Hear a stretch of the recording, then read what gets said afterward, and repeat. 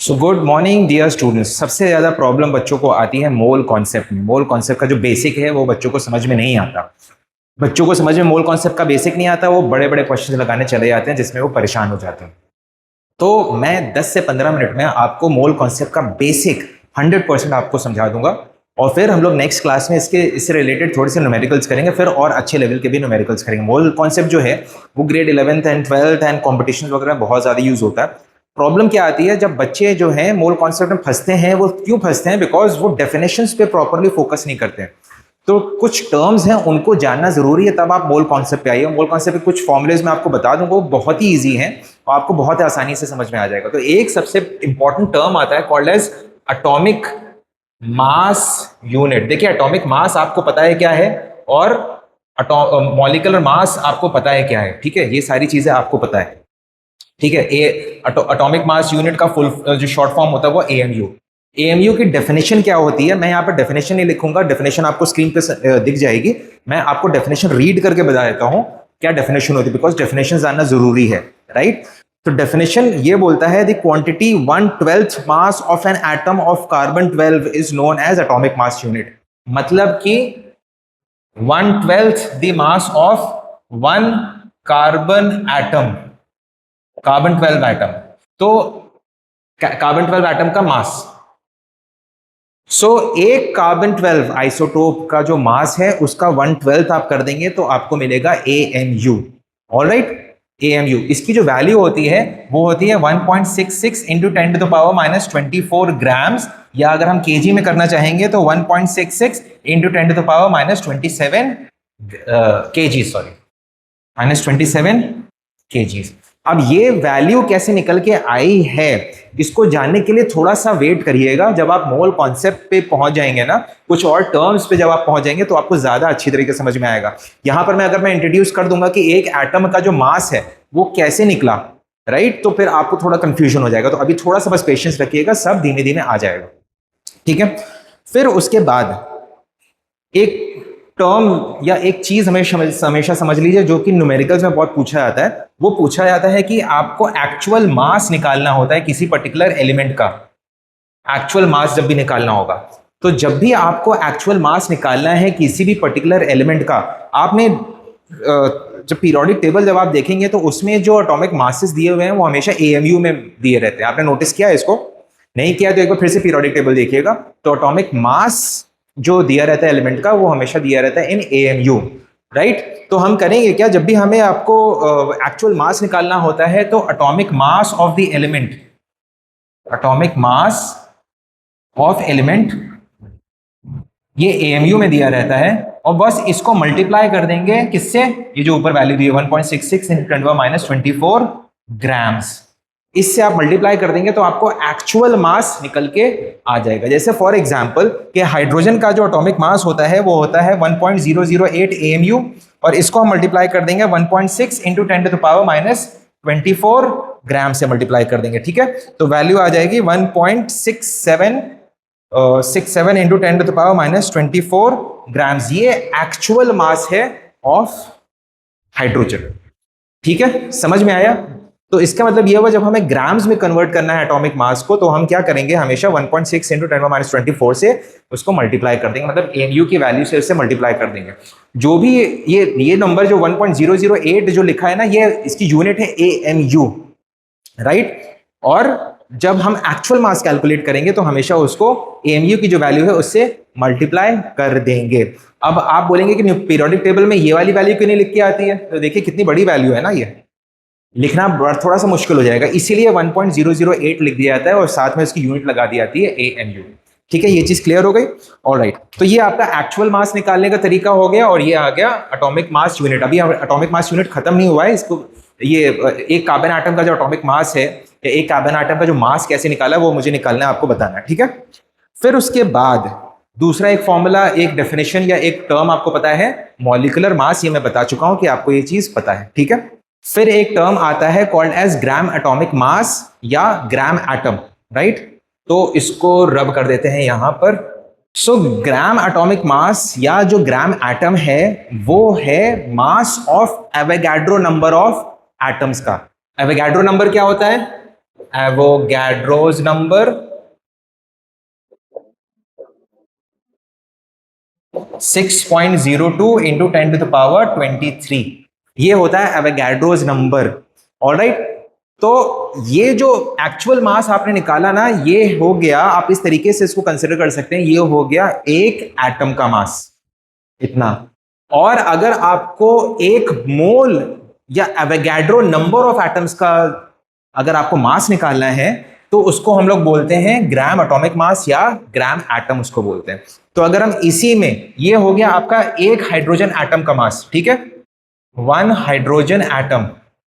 थोड़ा सा अगर आप कॉमन सेंस लगाएंगे तो आपको समझ में आ जाएगा, -24 ग्राम्स, ठीक है। सो एवोगैड्रो नंबर ऑफ एटम्स का मास अगर निकालना हो, H एटम्स का मास अगर आपको निकालना हो, तो आप सीधे क्या करेंगे, मल्टीप्लाई कर देंगे ना, 24 इंटू 6.02 इंटू 10⁻23, और ये निकल के आएगा फिर वही 1.008 ग्राम्स निकल के आ जाएगा।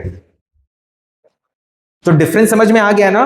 तो ये जब आप एक्चुअल मास यहां पर आप निकाल रहे हैं, तो ये निकाल रहे हैं यहां पर, बिकॉज ये एमयू के टर्म है ना, एमयू हमेशा वन एटम के लिए होता है। तो ये जो आपने मास निकाला, ये एक हाइड्रोजन एटम का आपने मास निकाला। और फिर जब आपको बोले आ रहे हैं कि ग्राम एटॉमिक मास बताइए या फिर ग्राम एटम बताइए, तो मतलब कितने एटम्स का मास हो जाएगा, एवोगैड्रो नंबर ऑफ एटम्स का मास हो जाएगा। ये चीज क्लियर हो गई ना दोनों के बीच में। ये एक एटम का, ये जो है ये वन एटम का है मास, और ये जो है ये एवोगैड्रो नंबर ऑफ एटम्स का मास हो गया। क्लियर हो गया ना ये चीज, ठीक है। इसको स्क्रीनशॉट ले लीजिए फिर से। फिर सिमिलरली एक और टर्म आता है, ग्राम एटॉमिक मास जैसे था वैसे ही आएगा term gram molecular mass, gram molecular mass, या फिर ग्राम मॉलिक्यूल भी बोलते हैं इसको। तो अगर आप एएमयू के टर्म में निकालेंगे एक मॉलिक्यूल का मास, ठीक है, तो वह ऐसे निकालेंगे। और सिमिलरली जब आप एवोगैड्रो नंबर ऑफ मॉलिक्यूल्स का मास निकालने जाएंगे, तो वो कहलाएगा क्या, ग्राम मॉलिक्यूलर मास। बिल्कुल यही तरीका है। यहां पर जहां पर आप एटम यूज कर रहे हैं, वहां पर आप मॉलिक्यूल यूज करने लग जाइए, बाकी एग्जैक्टली सब कुछ सेम, ठीक है। तो एक बार जरा फिर से रिवाइज करें, क्या क्या टर्म्स हम लोग को पता चला। हम लोग को एएमयू का मतलब पता चला, उसकी वैल्यू पता चली। फिर एक्चुअल मास कैसे निकालते हैं एक एटम का, वो हमें पता चला। फिर एवोगैड्रो नंबर ऑफ एटम्स का हम लोग जब मास निकालते हैं तो क्या करते हैं, एवोगैड्रो नंबर से हम लोग मल्टीप्लाई कर देते हैं, तो उसको हम लोग क्या बोलते हैं, ग्राम एटॉमिक मास या ग्राम एटम। सिमिलरली ये एटम का केस हो गया, ठीक है। अब हम लोग आए थे मॉलिक्यूल के केस में। तो मॉलिक्यूल के लिए जब हम लोग एक मॉलिक्यूल का वैल्यू निकालेंगे, तो फिर वही एटॉमिक मास यूनिट से निकालेंगे।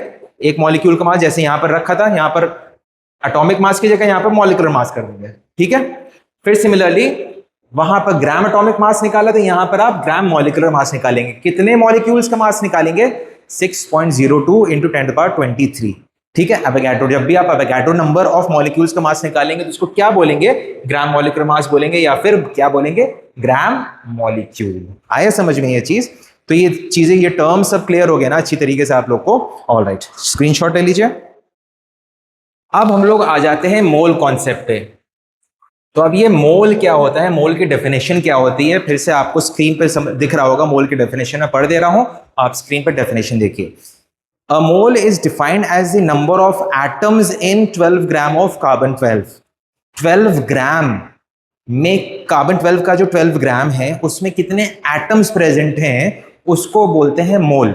ऑलराइट, तो 12 ग्राम फिर से समझ लीजिएगा, 12 ग्राम में, राइट, एक मोल में कितने एटम्स होते हैं, 1 मोल हैज 6.02 इंटू 10⁻23 एटम्स।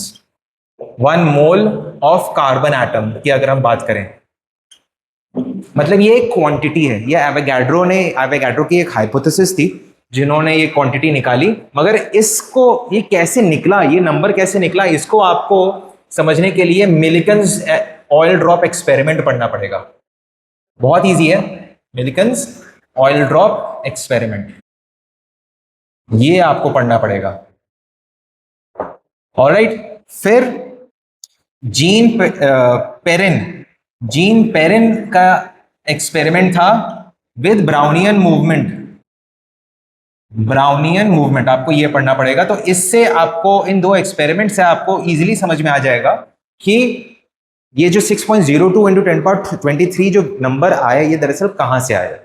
ठीक है, तो ये एक मोल ऑफ कार्बन एटम अगर है आपके पास, एक बाल्टी में मान लीजिए रखे हुए हैं, तो ये उसमें कितने एटम्स होंगे? 6.02 इंटू 10⁻23। अब इसको आप थोड़ा सा जनरलाइज कर लीजिए कि आपके पास मान लीजिए ये कोन्स है, यहाँ पर एक मोल अगर मैं कोन बोलूं आपके पास है, तो इसका मतलब इसमें कितने कोन्स होंगे उस बॉक्स में? 6.02 इंटू 10⁻23। एक मोल अगर मार्कर में बोलूं आपके पास है, तो इसके मतलब आपके पास कितने मार्कर्स हैं? 6.02 इंटू 10⁻23।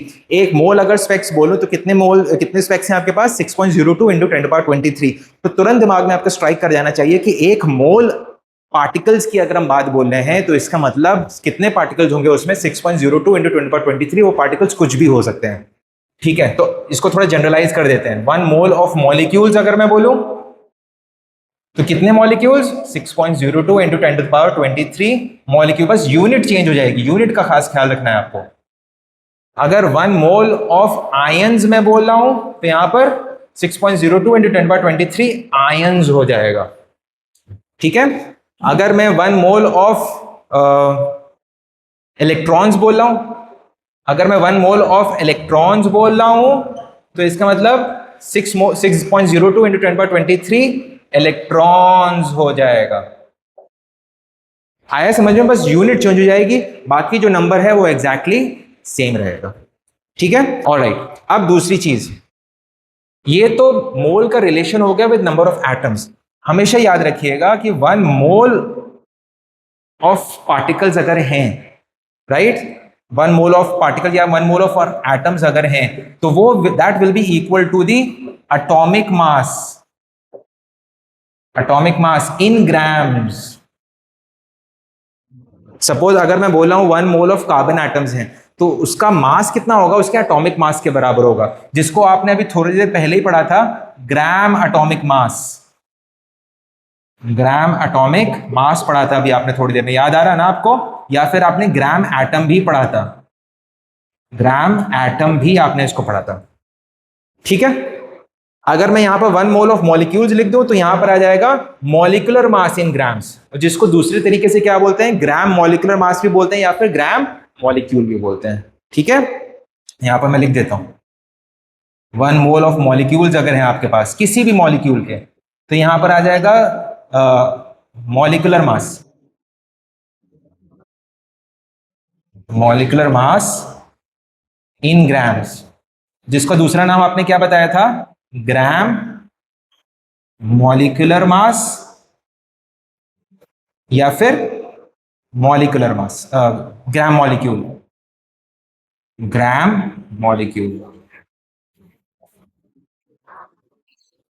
ठीक है ना? समझ में आ गया? स्क्रीनशॉट ले लीजिए। नेक्स्ट बताने से पहले मैं आपसे कुछ बातें शेयर करना चाहता हूं कि एक थोड़ा सा मोटिवेशनल ये बात है कि इंसान को कभी भी नेगेटिव नहीं सोचना चाहिए अपने बारे में, हमेशा उसको पॉजिटिव सोचना चाहिए। बोलने का मतलब यह है कि आप में से कितने लोग हैं जो कि अपने आप से बात करते हैं कि yes I can do it, I can do this particular thing, I can conquer this particular thing, I can solve this particular numerical, I can read this particular book। आप लोग में से कितने लोग हैं जो कि अपने से ही बात करते रहते हैं, अपने आप को ही मोटिवेट करते रहते हैं? बहुत कम लोग होंगे। हम लोग एक्सपेक्ट करते हैं कि दूसरे लोग हमें मोटिवेट करें, दूसरे लोग हमसे हमारी तारीफ करें या हमें मोटिवेट करें पॉजिटिवली। ऐसा होता नहीं, किसी के पास टाइम नहीं है ना? तो हमेशा अपने आप से बात करते रहना चाहिए, हमेशा अपने आप को मोटिवेट करते रहना चाहिए, हमेशा अपने लिए बोलते रहना चाहिए कि yes I can do it, I have this ability, I can do it. मैं इस एज में भी मैं मार्शल आर्ट्स करता हूँ और मैं ग्रैपलिंग करता हूँ, मैं बॉक्सिंग वगैरह भी सब करता हूँ, just because I know I can do it. और मैं अपने आप से बोलता रहता हूँ कि मैं ये सब कर सकता हूँ। मेरे पास बहुत सारी इंजरीज हैं, मेरे रिस्ट में, मेरे कमर में, मेरे नीज में, मेरे एंकल में बहुत सारी मेरी इंजरीज हैं, मगर फिर भी just because I say to myself every day that I can do it, इसीलिए मैं ये सारी चीजें कर पाता हूँ। तो आप सब भी अपने आप से बात करिए, कोई आपके लिए नहीं आने वाला, कोई आपके लिए खड़ा नहीं होने वाला। You yourself have to be stand for yourself, ठीक है। तो आप अपने आप से बात करते रहिए हमेशा कि आपको ये चीज़ करनी है और आप ये चीज़ कर सकते हैं। तो आप देखिएगा आपके अंदर वो एनर्जी आएगी, ऊपर वाला आपके अंदर वो एनर्जी देगा कि आपको वो काम करना बहुत आसान हो जाएगा। तो हमेशा अपने ऊपर भरोसा रखिए, अपने आप से बात करिए और अपने लिए पॉजिटिव हमेशा सोचते रहिए, अपने लिए कभी नेगेटिव मत सोचिए। एक बुक में पढ़ रहा था, छोटे बच्चे जब 17 साल तक के होते हैं तो उनसे नेगेटिव बातें तकरीबन 1.5 लाख बार बोली जाती हैं। रिसर्च की गई बुक की मैं बात बोल रहा हूं। और पॉजिटिव बातें सिर्फ 5,000 बार बोली जाती हैं, अप्रोक्सीमेटली 5,000 बार। इसका मतलब आप समझ लीजिए कि हर एक हाँ के लिए 30 नेगेटिव चीजें बोली जाती हैं। तो आप समझ लीजिए कितना ज्यादा प्रोपोर्शन, 30:1 का रेशियो है, तो कितनी ज्यादा नेगेटिविटी दिमाग में भरी जाती है। तो इंसान जब नेगेटिविटी सुनता रहेगा तो आपको क्या लगता है कि वो इंसान कभी पॉजिटिव हो पाएगा? कभी नहीं हो पाएगा। तो इसलिए हमेशा पॉजिटिव सोचिए, हमेशा पॉजिटिवली अपने आप से बात करिए, पॉजिटिव लोगों के बीच रहिए, तो आप भी पॉजिटिव होंगे। ठीक है, चलिए अब हम लोग आ जाते हैं, हमारा जो लास्ट सेगमेंट चल रहा है यहाँ पर, मोल। अब आपने एक चीज देख ली कि 1 मोल में कितने पार्टिकल्स होते हैं, 6.02 इंटू 10⁻23 पार्टिकल्स। 1 मोल का जो मास होता है, अगर हम एटम की बात करते हैं तो उसके एटॉमिक मास के बराबर होता है, जिसको हम ग्राम एटम भी बोलते हैं या फिर ग्राम एटॉमिक मास भी बोलते हैं। ठीक है, एक चीज और सुन लीजिए कि 1 मोल अगर आपसे कभी भी कोई बोले तो इसका मतलब उसका वॉल्यूम, क्योंकि 1 मोल अगर आपके पास मॉलिक्यूल्स हैं या एटम्स हैं तो उसका कुछ वॉल्यूम होगा ना। इसमें अगर कंटेनर में रखे हैं 1 मोल एटम्स रखे हैं तो उसका कुछ वॉल्यूम होगा ना। वो कितना वॉल्यूम होता है? फिक्स होता है 22.4 लीटर एट STP। S मतलब स्टैंडर्ड, T मतलब टेम्परेचर एंड P मतलब pressure. STP at STP 22.4 litres at STP, ये आप याद रखिएगा। अब जल्दी से एक बिल्कुल तगड़ा वाला फॉर्मूला आपको बता देते हैं जिससे आप न्यूमेरिकल्स झटपट सॉल्व करने लग जाएंगे। ठीक है, बिल्कुल परेशान होने की जरूरत नहीं है। नंबर ऑफ मोल्स को हम N से रिप्रेजेंट करते हैं। N represents number of moles. ठीक है, अभी सबसे पहले एक रिलेशन हमने बताया था नंबर ऑफ मोल्स का, किससे था? मास, एटॉमिक मास या मॉलिक्यूलर मास में। तो कभी भी आपको नंबर ऑफ मोल्स निकालना है ना, तो given mass divided by atomic mass, atomic mass, या अगर मॉलिक्यूल दिया हो तो मॉलिक्यूलर मास, मॉलिक्यूलर मास। मतलब कि अगर आपसे ये बोला जाए कि बताइए कि 10 ग्राम आपके पास कार्बन दिया है तो इसमें कितने मोल्स होंगे, इसका कितना मोल निकल के आएगा? तो 10 ग्राम ऊपर रखेंगे, एटॉमिक मास ऑफ कार्बन होता है 12, तो आपको सीधे निकल के आ जाएगा नंबर ऑफ मोल्स। ठीक है, समझ में आ गया? फिर नंबर ऑफ मोल्स का एक और फॉर्मूला होता है। ठीक है, मैं सबको इक्वेट कर रहा हूं क्योंकि अगर ये नंबर ऑफ मोल्स का फॉर्मूला है तो ये वाला भी नंबर ऑफ मोल्स का फॉर्मूला है, इसका मतलब ये और ये भी इक्वेट हो सकते हैं। Alright, given number of particles divided by 6.02 into 10⁻23। मतलब कि आपको एक कंटेनर में दे दिया गया है 2 इंटू 10⁵ पार्टिकल्स आपको दे दिए गए, एटम्स दे दिए गए। मान लीजिए बोला गया कि भैया बताओ कितने नंबर ऑफ मोल्स हैं, तो 2 इंटू 10⁵ यहां पर रखिए और इसको डिवाइड करिए एवोगाड्रो नंबर से, आपको नंबर ऑफ मोल्स निकल के आ जाएगा। ठीक है, बहुत इजी है ये। तीसरा, जो आप, ये सब एक दूसरे के बराबर है, राइट? याद रखिएगा सब एक दूसरे के बराबर है।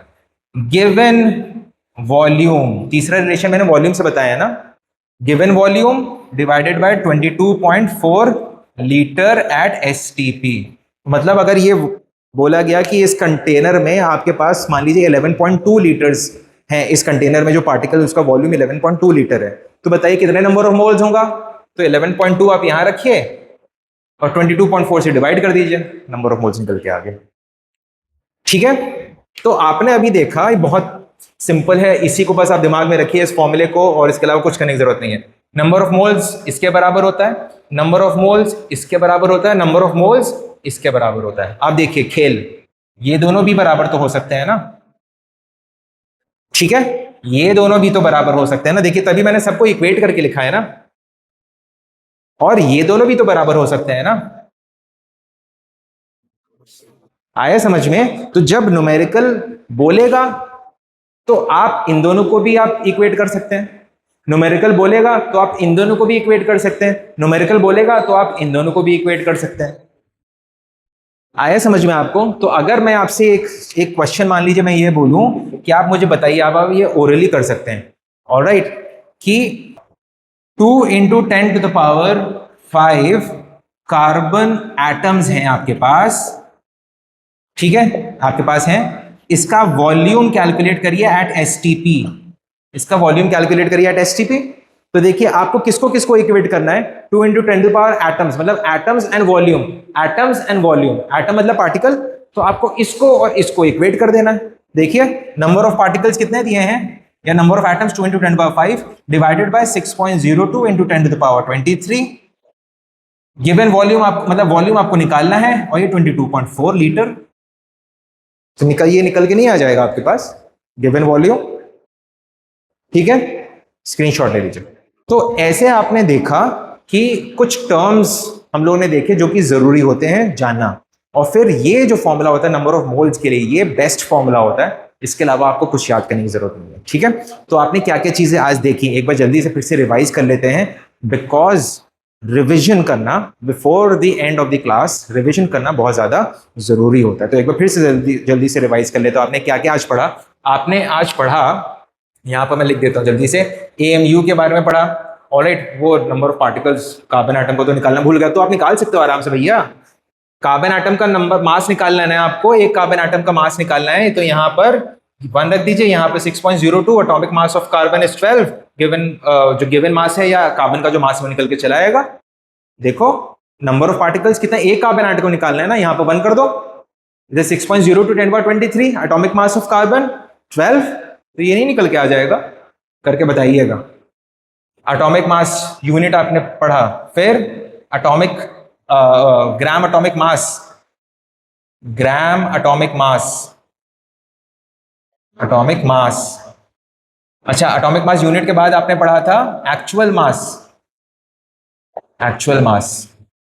तो ये 1 एटम का मास हो गया एक्चुअल मास, और ये ग्राम atomic mass Avogadro number of atoms का मास हो गया। सिमिलरली आपने पढ़ा gram molecular mass, molecular mass आपने पढ़ा। ठीक है, यहां पर थोड़ा सा खिचड़ी पका दे रहे हैं हम। फिर आपने पढ़ा ये पहला, ये दूसरा, ये तीसरा, ये चौथा। फिर आपने पढ़ा नंबर ऑफ मोल्स के बारे में, मोल्स के बारे में आपने पढ़ा। ऑलराइट, मोल्स की जो जितनी रिलेशंस होते हैं वो आपने पढ़ा। मोल्स का रिलेशन आपने पढ़ा विद मास, एटॉमिक, फिर एटॉमिक मास के साथ भी, या नंबर ऑफ मोल्स का रिलेशन आपने पढ़ा पार्टिकल्स के साथ। फिर नंबर ऑफ मोल्स का आपने रिलेशन पढ़ा विद वॉल्यूम, एंड फिर फाइनली जो आपने लास्ट चीज जो पढ़ी वो पढ़ी रिलेशन। जो मेन जो फॉर्मूला आप यूज करेंगे वो ये फॉर्मूला आप यूज करेंगे। ऑलराइट, तो ये 6 चीजें आपने पढ़ी। अब ये फॉर्मूला यूज करके आप थोड़े से न्यूमेरिकल प्रैक्टिस करिएगा। ये मैंने एक एग्जांपल दिया न्यूमेरिकल का, आप न्यूमेरिकल्स प्रैक्टिस करिएगा। नेक्स्ट टाइम पे हम और इंटरेस्टिंग और थोड़ा सा हेवी न्यूमेरिकल्स लेके आएंगे, और तब आप लोग को अच्छी तरह से समझ में आएगा, और आई होप आप लोग इस पे पॉन्डर करेंगे और इसको थोड़ा सा रिकलेक्ट करेंगे और दिमाग में इसको रिवाइज कर लेंगे। ठीक है, तो जल्दी हम लोग मिलते हैं नेक्स्ट क्लास में। Till then take care, bye bye.